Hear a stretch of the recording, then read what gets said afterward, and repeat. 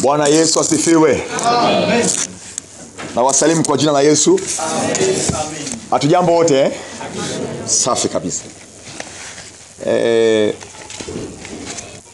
Ni muhimu sana kufahamu kuhusu Injili. Ni wiki ya wainjilisti hapa kwetu chuo kikuu cha Sokoine. Fellowship yetu nzuri kabisa UPSF, na kila mwana wa Mungu yapasa aifahamu Injili. Na tukienda kule field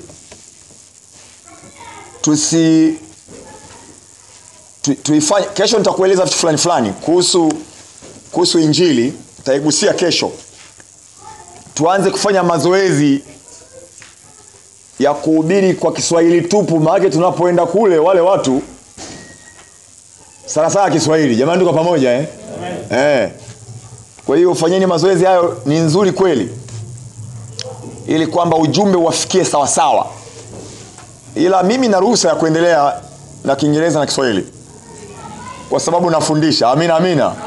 Ila tunaoenda na mimi nikienda na ninyi kule, inabidi nidumu kwenye Kiswahili peke yake ili ujumbe wafikie. Ila kwenye jengo hili mimi peke yangu kuletea habari. Jamani, tuko pamoja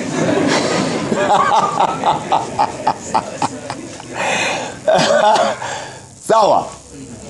Tumesema hivi, kwenye kanisa lolote, kusanyiko la watu wanaodai kwamba wameokoka, wanampenda Yesu, lazima ukute makundi makuu matatu ya watu mle ndani. Kundi la kwanza ni watu wa kiroho kweli kweli, yaani kiroho kweli, hawatanii. Kundi la pili ni watu wa kimwili ambao bado wanasukumwa na tamaa za mwili unachokitaka wanakifata, hawajaweza kudhibiti mwili ndio unawaongoza, japo wako ndani ya makanisa waliookoka. Hao ni wa kimwili. Watu wa kiroho ni wale watu ambao roho ndio inawaongoza. Walipookoka walizaliwa katika roho, kwa hiyo tunda la roho ndio linaongoza maisha yao. Watu wa kimwili maana yake ni kwamba bado mwili haujasulubishwa ukafa, haujafa mwili bado uko hai, unawaongoza. Na utaanza kuona matendo ya mwili kabisa yaliyotajwa kwenye Wagalatia sura ya 5. Utaona usuda, utaona wivu, utaona fitina, utaona uasherati, utaona uzinzi, utaona yale matendo ya mwili kabisa. Lakini huyu yuko ndani ya makanisa yaliyookoka, unashangaa kulikoni.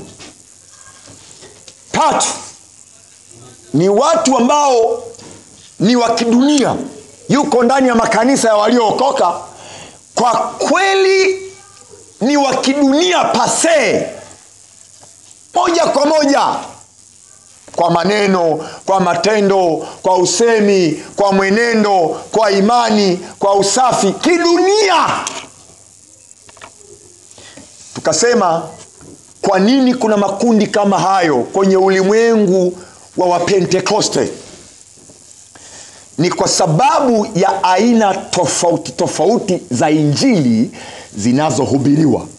Umeona sasa? Kwa hiyo ninahendo somo nyeti sana hapa. Uinjilisti au injili ni nyeti mno, kwa sababu ndio inayozaa aina za watu. Inategemea ni aina gani ya injili imehubiriwa ili upate product ya mtu aina gani. Ikihubiriwa injili ya Yesu Kristo mwana wa Mungu kwenye Marko sura ya 1 mstari wa 1, ikihubiriwa hiyo, unapata kategori au kundi la watu wa aina namba 1, watu wa kiroho. Lakini aina zingine za injili zote zilizobakia wanagawana Kuna nyingine aina za injili zinazaa watu wa kimwili, kuna aina nyingine za injili zinazaa watu wa kidunia kabisa. Ndio sababu kuna michanganyo. Paulo alipambana na hao watu karne ya kwanza. Alipambana na wahubiri waliohubiri injili lakini isiyo ya Yesu Kristo mwana wa Mungu, na ikapelekea kuwepo watu wa ajabu sana ndani ya makanisa. Kuna waliohubiri injili ambazo zikaleta watu wa hatari. Yaani amehubiri injili alafu ikazaa watu wa hatari sana ambao waligeuka kuja kuwa watesi kwenye kundi la wachaji Mungu. Paulo akapambana na aina ya watu ambao ni tokeo la injili zingine zisizo injili ya Yesu Kristo. Walikuwa wakidunia kweli kweli, tena walikuwa wakidunia kupita dunia ilivyo. Wakorinto wa kwanza, nisaidie kutafuta pale, ni Wakorinto wa kwanza sura ya 5. Hebu tuende nisaidie kuona, nikuoneshe mfano tu wa hai kabisa, mfano hai wa watu wa kidunia ndani ya kanisa, jinsi wanavyotesa kanisa. Wanatesa wale wachache ambao ni wacha Mungu. Wakorinto wa kwanza 5. Hebu tuone, hebu soma ukifika mstari wa kwanza hapo. Ndiyo. Lakini habari imeenea ya kuwa kwenu kuna zinaa, na zinaa ya namna isiyo kuwako hata katika mataifa, kwamba mtu awe na mke wa babaye. Nanyi mwajivuna wala hamkusikitika, ili kwamba aondolewe miongoni mwenu huyo aliyetenda jambo hilo. Kwa maana kweli nisipokuwapo kwa mwili, lakini nikiwapo kwa roho, mimi mwenyewe nimekwisha kumhukumu yeye aliyetenda jambo hilo, kana kwamba nikiwapo. Katika jina la Bwana wetu Yesu, ninyi mkiwa mmekusanyika pamoja na roho yangu, pamoja na uweza wa Bwana wetu Yesu, kumtolea shetani mtu huyo, ili mwili uadhibiwe, ili na roho iokolewe katika siku ya Bwana Yesu. Ishi hapo. Umeona kilichokuwa ndani ya kanisa? Paulo alipambana na watu ndani ya makanisa ambao walikuwa ni mazao ya aina ya injili nyingine. Ile injili nyingine ikawaleta ndani ya kundi la kanisa la watu waliomwamini Yesu, lakini wakaendeleza tabia zile ambazo hata duniani haziko, kwa sababu mhubiri aliyemhubiri injili alimpa injili ya aina nyingine kabisa. Is not the gospel of regeneration.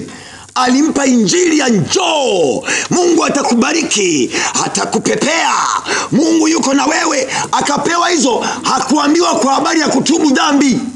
Akaja na madhambi yake ndani ya kanisa. Hakuambiwa aache dhambi ya tubu.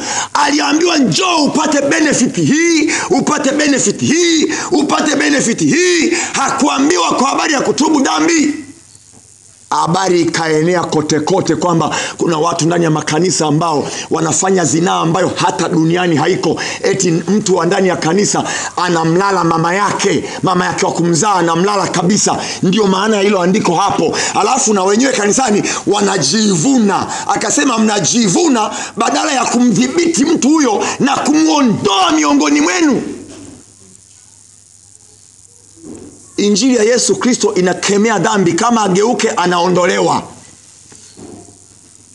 Injili ya Yesu Kristo mwana wa Mungu inamtaka mtu atubu dhambi aokoke. Kama akiwa miongoni mwetu tunamwambia aokoke, hataki. Badilika, hutaki. Mfananie Yesu, hataki. Tabia hii ni mbaya, inamtukanisha Yesu, hataki. Hii inafedhesha fellowship yetu, hataki. Aondolewe. Nimesema atawanyike. Asitubanie oksijeni humu ndani. Jamani tuko pamoja? Situharibie hali ya hewa. Hili ndio gospel bwana. Paulo anasema mnajivuna, mnajitapa, mnaoneana aibu. Mnaoneana aibu kwa sababu sijui ana nafasi gani. Atimuliwe mtu kama abadiliki. Mawili, aokoke kabisa abadilike. Kama hataki, atupishe. Jamani tuko pamoja? Tukienda kuhubiri habari za Yesu, tusipeleke porojo, tusipeleke hadithi, tusipeleke mambo ya kufurahisha. Hatuendi kuchekesha watu kule. Tunaenda wilaya gani? Mkoa gani? Singida wanamtaka Yesu. Kuna watu maombi tunayoomba Karmeli kule, na kwenye kila morning glory na maombi ya kwenye ibada zetu, tunapoombea huduma ile, Mungu ameshaandaa mioyo ya watu wampokee. Ukienda hubiri habari njema ya wokovu. Amen. Waambie watu njoo kwa Yesu wokoke, tubu dhambi, twende mbinguni, nukta. Jamani tuko pamoja? Mambo ya magari, baraka, Mungu kumpepea, mambo ya kubebwa na Mungu. Maana kuna injili za nibebe. Mungu ana muda wa kumbeba mtu. Abebe wangapi? Ni andiko gani hilo la Mungu kubeba watu? Nifunulia andiko la Mungu kubeba watu. Ujinga. Jamani tuko pamoja? Tena umwambie mapema kwamba tunakuhubiria uokoke, utubu dhambi. Ukija huku maana yake umeanza mapambano. Hujaja kustarehe ndani ya wokovu. Maana yake umejiunga na kikosi cha kivita cha Yesu dhidi ya kikosi cha kivita cha shetani. Muandae hivyo. Amen. Mainjili mengine anaita watu wanakuwa rojorojo. Hawajielewi, hawajishughulishi. Unakuta watu wamekaa kanisani makonjuma tu. Ni consumers. They never produce anything. Si aliambia ukija tunakubeba. Ulimpa injili njoo akubebe. Anakuja anakaa. Mwambie ukija ukiokoka ni mshughuliko. Uchakarike. Jamani kwa pamoja Changamka, mwambie okoka, tubu dhambi, changamka, jilinde. Lazima ajue kuanzia mwanzo kwamba wokovu ni wajibu, sio starehe. Haji kutalii kwenye wokovu, anakuja kujiunga na kikosi cha kivita cha mbinguni dhidi ya ufalme wa shetani. Anasema kwa maana vita vyetu si juu ya damu na nyama. Kumbe kuna vita kwenye wokovu tena. Lazima aambiwe mapema. Jamani tuko pamoja? I told you yesterday there are very many types of gospels, but only one type of gospel, the gospel of Jesus, the Son of God, is the real gospel. Na hiyo ndio tunaiongelea hapa. Tujikite kwenye hiyo, alafu tuihubiri hiyo, na matunda yake utayaona. Sema amina. Amen. The other types of gospel, number one, I told you, the gospel of prosperity. Number two, the gospel of greater signs, greater wonders, greater miracles. All those magicians, you know, the performances on the stages. Number three, the gospel called humanism gospel. Pale ambapo mtu ndiye anakuwa maamuzi ya mwisho juu ya maisha yake. Umgushi, umwambii. The number four type of gospel, liberalism gospel. Hiyo ndio mbaya. Maliberos akikuhubiria mwinjilisi mwenye injili ya kileberari, umeisha. Anakuambia yote sawa. It's only the matter of your taste. Unachoona it tastes good for you, go for it. Na ndio shida hiyo makanisani. Number 5, the Christian Science gospel. Sina muda ya kuelezea yote haya. Aina ya 6, Catholicism gospel. Kanisa Katoliki ina gospel yake nyingine kabisa. Ngoja niwaambie, kile kinyago cha Maria mtakatifu, mama wa Mungu kwa mujibu wao, ni kinyago ambacho amesimama na ametabasamu as if yuko hai. Lakini wana kinyago cha Yesu. Kinyago cha Yesu daima dumu. Ni Yesu aliyekufa msalabani, hata kushushwa hajashushwa bado. Yani Yesu wao hata kaburini hajaenda bado. Yani kufufuka siku ya 3 hata wategemei huyo. Hata kupaa mbinguni hajaenda bado. Ndio maana ndugu zetu wale wanamtukuza na kumwabudu Maria na kumuomba Maria waziwazi hata kuliko Yesu Mwokozi mwenyewe. Yaani kinyago cha Yesu kafa bado msalabani, kinyago cha Mary yuko hai, vice versa. Injili ya Yesu inasema Yesu wetu ni Yesu mfufuka, yuko hai. Maria amekufa mpaka leo hajafufuka. Do you see the difference? Mmeona gospel ya Catholic ilivyo Yesu bado kafa kwao, lakini Maria yuko hai mpaka leo. Jamani, mnaona hapo Ndio maana we are different. Ukiniambia tukafanya joint prayer na wao, you must be joking. You are joking, my sister, my brother, you are joking. You don't know what's going on. Madhabahu gani hiyo ya Yesu yupi? Ujiulizi kwa nini wasingeweka kinyago cha Yesu aliyepaa angalau basi? Kwa nini kinyago cha Yesu ambaye ndiye Mwokozi bado, yani misumari hajachomolewa, misumari bado msalabani? Ila cha Maria yuko na mapozi. Kuna nyingine na pozi la hivi, nyingine na pozi la kupokea, ana pozi la kupokea mtoto. Yani Maria ana majukumu, yuko hai. Ila Yesu bado kafa. The gospel, Catholicism gospel. Lazima uelewe haya mambo. Namba 7. Therapeutic gospel. Sina muda wa kuelezea therapeutic. Namba 8, formalist gospel. Namba 9, moralist gospel. Namba 10, judgmentless gospel. Kuna wanaohubiri wanasema jamani hakuna jehanamu ya moto, na wengine nimeshasikia hakuna jehanamu ya moto, hakuna kuhukumiwa wala hakuna chochote. Mungu ni mwenye neema, Mungu ni pendo. Namba 11, social club gospel. Wale wanaohubiri gospel tukusanyike, wanapenda matukio ya kula na kunywa na kupongezana. Yani ni hiyo tu. Wanapenda sana jubilee, wanapenda sana birthday ya kanisani, wana celebrate birthday ya mtu. Yani utuambie iorodheshe birthday yako, watu wanaimba. Social club gospel. Namba 12, activist gospel. Hawa ndio ambao wanachanganya siasa ndani ya injili yao na mambo ya huduma za kijamii. Yani wameweka mbele misaada kwa watoto yatima, wale wazee, misaada kwenye ukimwi. Ni Wakristo. Yani wameweka nguvu hapo, lakini wanapoenda kule hawahubiri wokovu kabisa. Hiyo ni activist gospel. Ni injili ya wanaharakati. 13, churchless gospel. Kwamba wewe okoka muamini Yesu lakini haina haja kwenda kanisani. 15, quellist gospel. Sina muda wa kukuelezea, nikipata siku nyingine nitakuja kufundisha haya yote. 16, suffer for success gospel. Ndio wale unakuta anatembea peku, anasema nashiriki mateso ya Yesu, haokoki wa nini? Anajitesa kwa ajili ya Yesu. Gospel hiyo.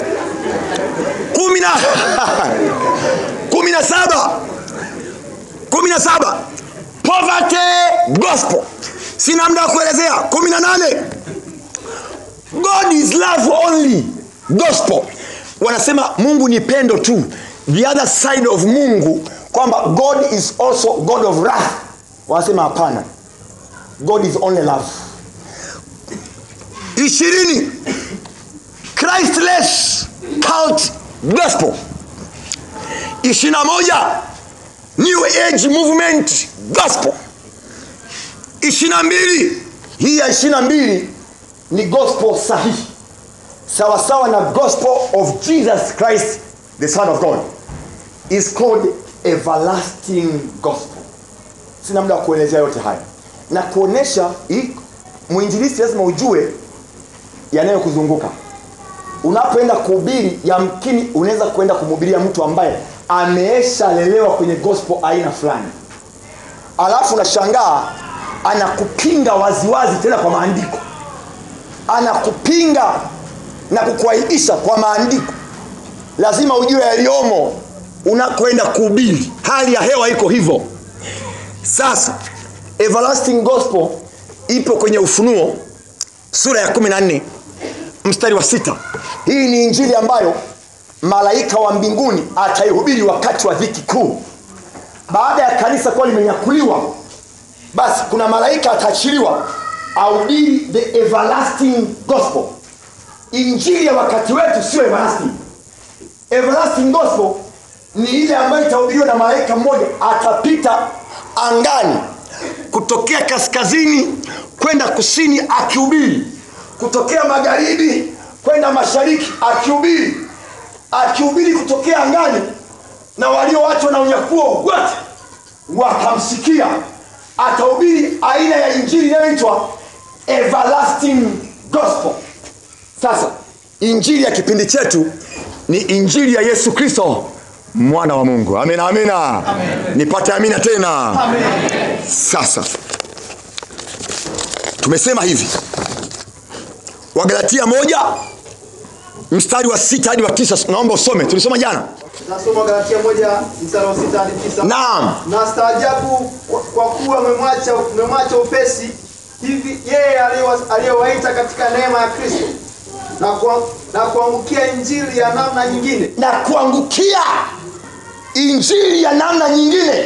Mstari wa 7. Wala si nyingine, lakini wapo watu wawatabishao na kutaka kuigeuza injili ya Kristo. Ukiacha hiyo injili nyingine, lakini kuna watu ambao ni wataabishaji, wanaleta heka na sekeseke kutujaribu kututikisa ili tuache ile injili ya Yesu Kristo mwana wa Mungu. Ile nidhamu ya wokovu tuiache, tulegeze misimamo, tuwe kama wao. Hao wanaitwa wataabishaji. Hebu sema wataabishaji. Sema tena wataabishaji. Wataabishaji lazima washughulikiwe kabla hawajaota pembe. Nimesema wataabishaji ni wakushughulikiwa haraka kabla hawajaota pembe. Wakiota pembe hali inakuwa mbaya. Twende mbele. Ndio. Lakini ijapokuwa sisi au malaika wa mbinguni atawahubiria ninyi injili yoyote isipokuwa hiyo tuliohubiri na alaaniwe. 9. Kama tulivyotangulia kusema, na sasa nasema tena, mtu awaye yote akiwahubiria ninyi injili yote isipokuwa hiyo mlioipokea na alaaniwe. Usipokuwa serious at least kwa level ya Apostle Paul, haufiti kabisa kumtumikia Mungu. Kwenye kuhusu kumtumikia Mungu, acha kalime matikiti maji, fanya kazi nyingine ya kijasiriamali. Kama huwezi kuwa serious na kuisimamia, ndio maana akasema, wewe unafikiri kwa nini alisema kwamba sionei haya injili? Ni kwa sababu kulikuwa na wataabishaji. Akasema nitaisema, hata kama mnaipinga nitaihubiri, nitaisema, nitaikazia nidhamu yake, mipaka yake, maadili yake, mwelekeo wake. Sionei haya injili ya Bwana, kwa sababu ni uweza wa Mungu uletao wokovu kwake amini.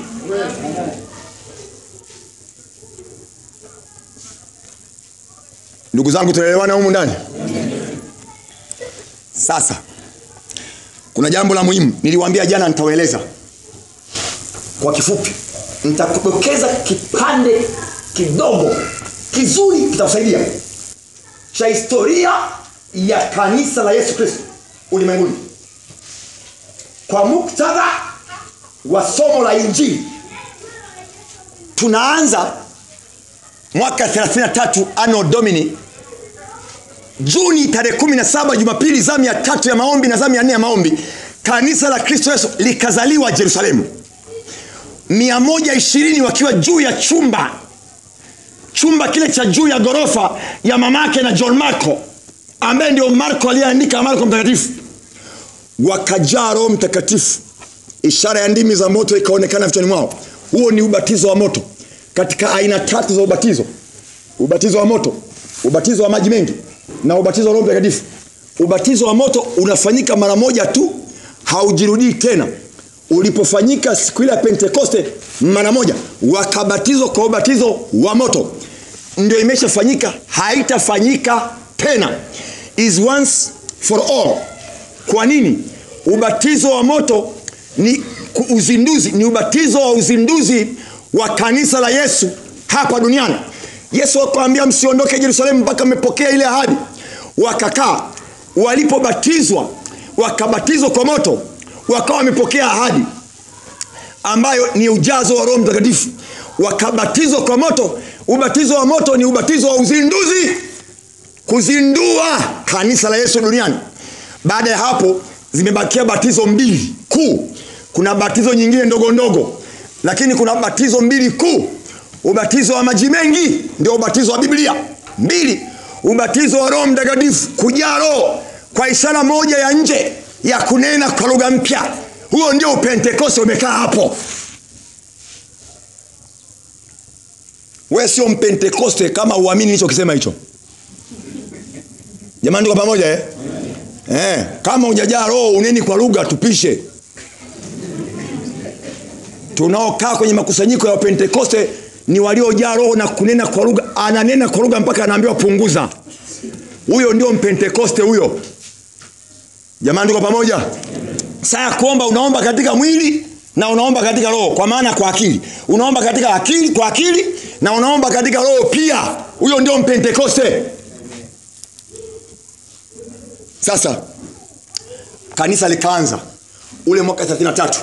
Lilipoanza kanisa lilikuwa chini ya mamlaka na uongozi wa mitume 12 wa Yesu Kristo.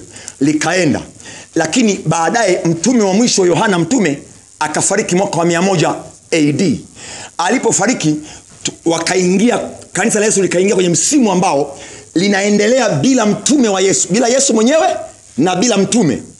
Likapitia mateso, likateswa kanisa na serikali ya dola ovu ya Rumi. Serikali ya dola ovu ya Rumi ikalitesa kanisa kwa maana ya kuwawinda na kuwachinja na kuwaua wale wote wanaosema wameokoka na hawataki kuabudu miungu mingine. Kumbuka nikuambie kitu. Ilipofika wakati fulani, dola ya Rumi ikadai kwamba iwe na mamlaka, sio kwenye serikali tu, mamlaka ya serikali, iwe na mamlaka pia juu ya kanisa. Kukawa na mvutano mkubwa sana. Ikafika sehemu empara wa kipindi hicho akashinda, akachukua mamlaka sio tu ya serikali ya dola ya Rumi, akawa ndio mwenye mamlaka juu ya kanisa pia. Nisikilize, mateso yakaongezeka sana wakati huo. Waliteswa mno watu. Walikuja wale watawala wa dola. Emperor Nero Nero. Hivi unajua kwa nini kuna software ambayo tunatumia kubani CD inaitwa Nero? Hivi unafahamu maana yake? Imekuwa named after the Roman emperor aliyekuwa very much cruel. Alitengeneza jehanamu ya moto ya kwake. Ukishikwa uliokoka, anakubarbecue, anakutupa kwenye ziwa lake la moto. Alikuwa korofi kiasi hicho, na wenzetu wengi waliuawa hivyo na Nero. Mkono wa Nero akatupia watu kwenye ziwa la moto la kwake yeye, sio lile la Mungu, la kwake alilotengeneza. Baada ya Nero akafata Emperor Domitian. Alikuwa mbaya sana na yeye. Akafata Trajan, akafata Marcus, akafata Septimus, akafata Maximilas, akafata Emperor Decius, akafata Emperor Valerius, akafata Aurelian, na akamalizia Diocletian aliyekusanya Biblia zote akachoma moto. Alisema, kwa nini tunawaua hawa waliookoka, lakini tunavyowaua hawa wanazaliwa wengine wengi zaidi? Yani tangia alivyoanza Nero mpaka mimi namba 10 Diocletian, these people are very few in number, lakini imani yao inafanya wengi sana waamini imani japo ni ya mateso na kifo. What is wrong? Wakakaa kwenye Senate, Emperor na watu wake wenye hekima wakaanza kufikiria kwa hekima za binadamu kwamba nini kinawapa nguvu jamii ya watu wachache hawa. Wakasema, the Bible, that book. Everybody say that book. Say that book. Wakakonkludi kwamba mafundisho ya Biblia wanayashika sana, wanayaelewa kiasi kwamba ukimfuata umgeuze ageuki, kwa sababu kweli ameifahamu na imemweka huru mbali na uoga wa kifo. Akasema kusanya Biblia zote na atakayeshikwa na Biblia auawe. Zikakusanywa Biblia kwenye dola yote ya Rumi, Northern Africa, upande wa Asia kuelekea mpaka India, upande wa kule Turkey ambayo ilikuwa ni Asia Minor zamani, upande wa Europe hii yote. Zikakusanya Biblia sehemu moja, ukawa mlima mkubwa sana wa Biblia, pamoja na vitabu vingine vya waandishi wana historia waliookoka wameandika historia ya mwenendo wa kanisa. Vikakusanywa vyote, akavitia moto vikawa jivu. Akajenga mnara mkubwa sana, akaandika juu ya mnara kwenye yale majivu, yale majivu pale, akaandika mnara, I have conquered the word of God. That is blasphemy. Diocletian huwezi kumkonka Mungu. Ghafla kanisa likaingia kipindi cha giza, the dark age of the church. Wanaenda kuabudu, hawana Biblia. Over 1000 years Biblia haikuwepo, lakini kuna copy chache zilifichwa ambazo zilikuja kuibuka karne ya 15, ndio zikaibuka sasa kwenye karne ya 15. Angalia haya mambo.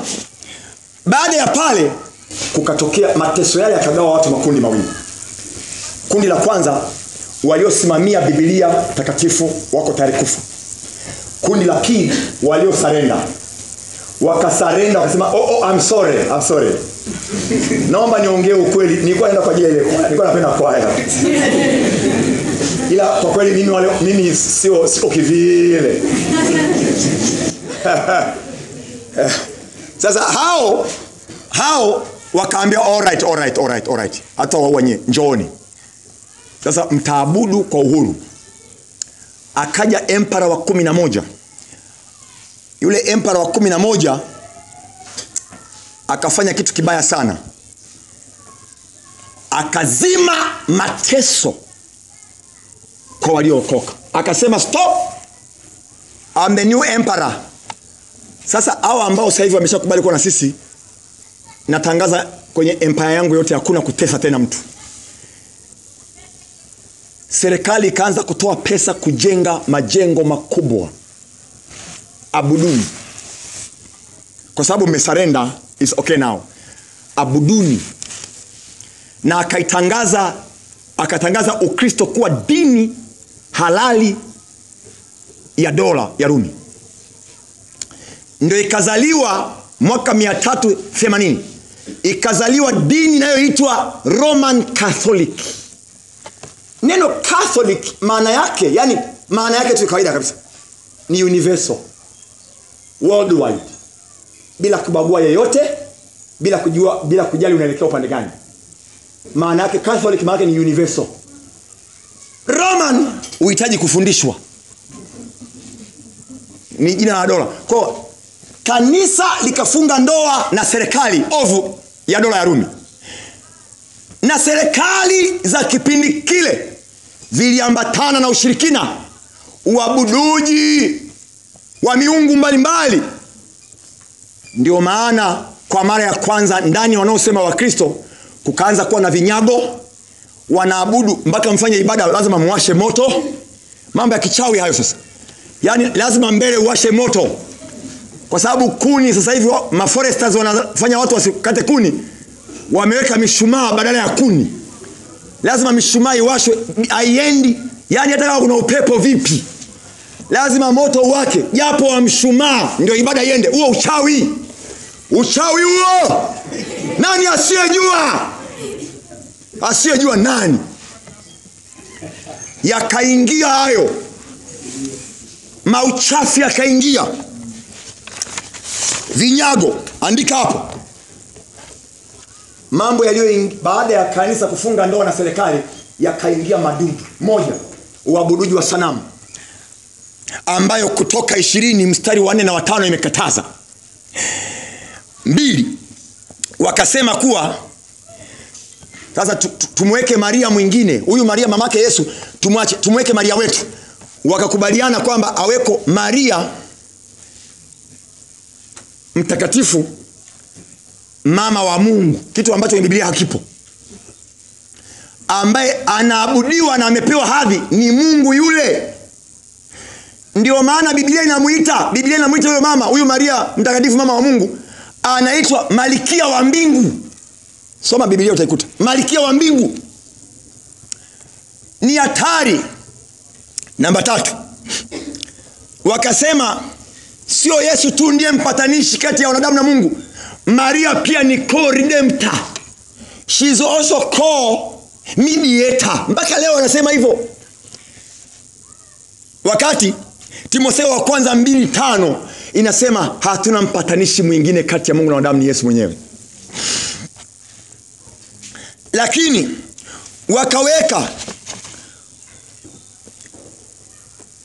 wakamweka papa kuwa ndiye juu kuliko Biblia, na papa hakosei. Mpaka leo wanasema hivyo. Naongea wazi, ni mambo yapo. Wanasema papa is infallible, kwamba hafanyi kosa, hawezi kukosea. Akisema chochote ni absolute, ni hicho. Na ndio maana papa mwaka jana ametangaza kwamba Biblia iwe edited. Ametangaza na imeshatoka hiyo kwamba Biblia ziwe edited, ziende sawa sawa na majira tulionayo. Kasahau kwamba kitabu cha mwisho cha Biblia, Ufunuo Yohana, sura ya mwisho kabisa, amesema atakayepunguza chochote au kuongeza chochote ataongezewa mapigo au kupunguziwa katika ule ufalme wa mbinguni. Aache utani. Ila wenzetu wamempa na jina Baba Mtakatifu. Hilo jina la Mungu. Baba Mtakatifu ni Mungu peke yake. Jamani, kwa pamoja. Wakazuia watu wasioe wala kuolewa wanapofanya kazi ya utumishi. Wakaingiza hayo mambo. Wakaweka maji ya baraka ambao ndio sawa na maji haya ya upako yanayozunguka saa hizi. Ni mambo ya kishirikina. Wakaweka fundisho la purgatory, kwa maana ya toharani, kwamba akifa mtu anaenda sehemu kwanza ya mapumziko. Nyie mliobakia huko mkitoa pesa kwa padri, alafu mkafanya misa ya marehemu, basi mkifanya misa anasogea, mateso anapunguziwa, anasogea kutoka kwenye mateso hadi anaingia mbinguni. Ushetani huo. Hamna kitu kama hicho. Amen.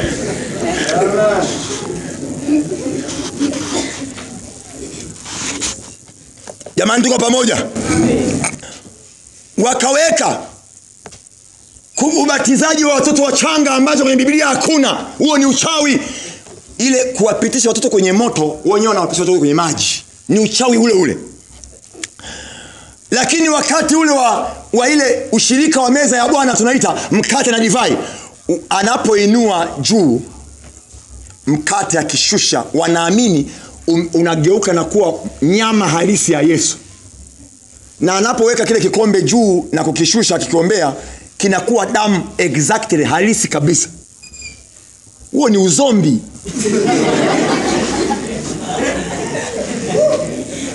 Huo ni wachawi ndio wanaokula nyama za watu na kunywa damu za watu halisi. Biblia inasema hiyo ni mfano. Unafanyeni haya kwa ukumbusho. Jamani, si ni kweli jamani?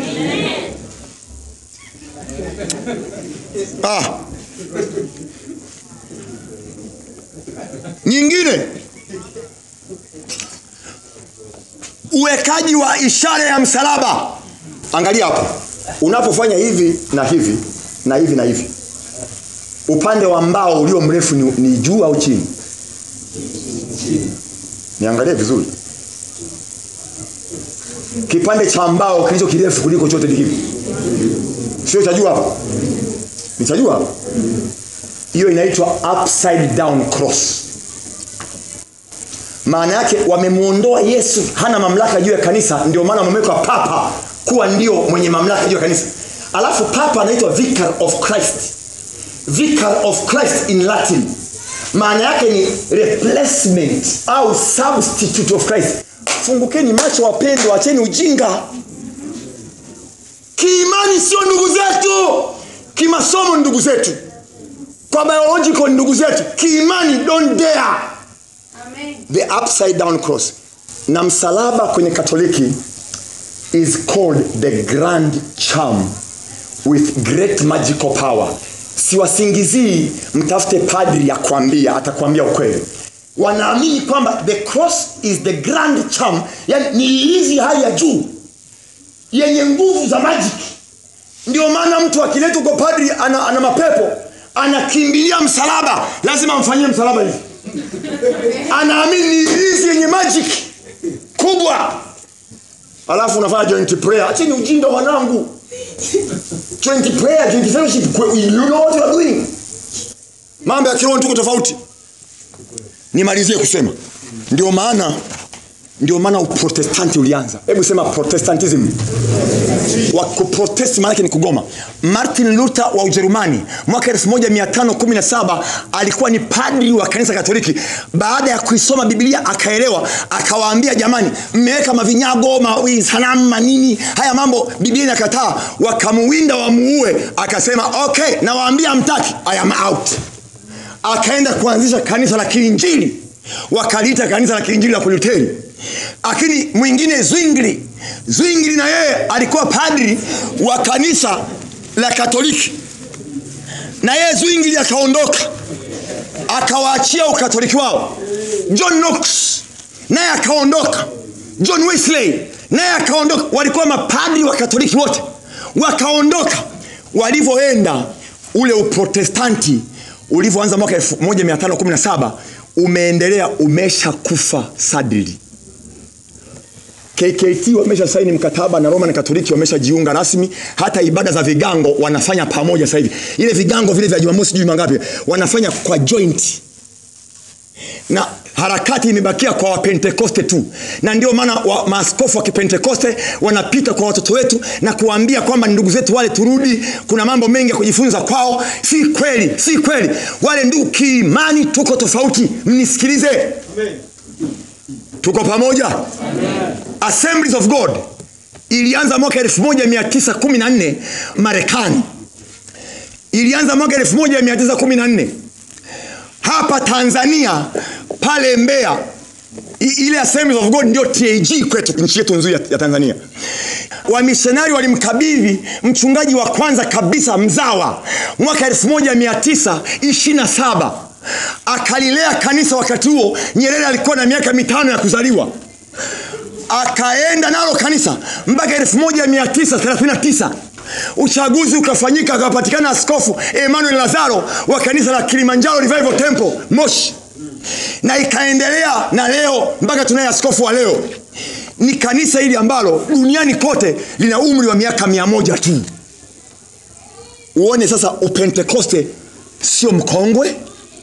Lakini kwa nini yote yametokea haya? Ni kwa sababu ya michanganyo. Watu wameacha kufuata nini jamani? Biblia. Wamefuata mapokeo. Ndio matokeo ya denomination mbalimbali. Uislamu siwezi kuongelea. Mungu wao tofauti. Na Mungu wao ni Allah Subhanahu wa Ta'ala. Hatuhusu chochote sisi. Na mtume wao ni Mtume Muhammad sallallahu alaihi wasallam, wanamjua wao wenyewe. Lakini mimi naongelea imani katika Kristo Yesu na injili hai ya Yesu, injili ya wokovu. Sema amina.